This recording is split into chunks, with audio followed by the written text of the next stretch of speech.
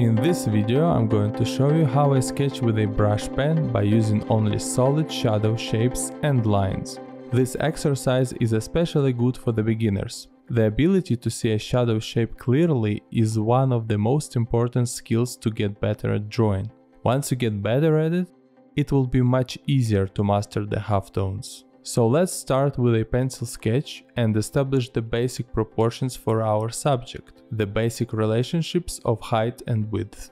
Next, let's add vertical and horizontal axes to have more or less symmetrical front view. Then I like to quickly mark just a hint of eyes and the angle of the eyebrows. It's amazing how much emotion you can show with just these two facial features. Next, since we are doing a caricature here, I prefer to establish the most exaggerated features. In my case, it's the smile.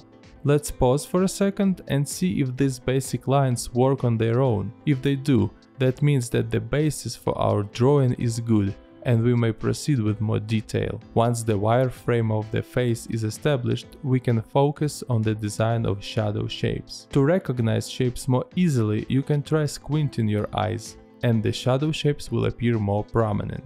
Just like in the previous step, they should be working on their own. Once you begin to cover your pencil-drawn shapes with solid black ink, your perception of them may change, and you can adjust them as you advance. Just remember that in portraits, the main features should look balanced and well established. Usually they are gathered in a triangle shape.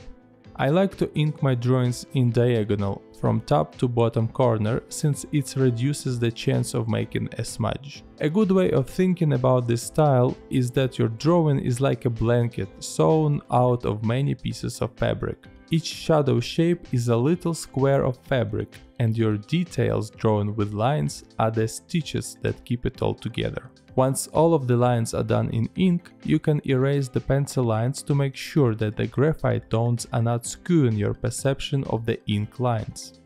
If you just started to work in ink, remember that it is a skill that requires a significant amount of practice just to get used to it, and even more practice to get good at it.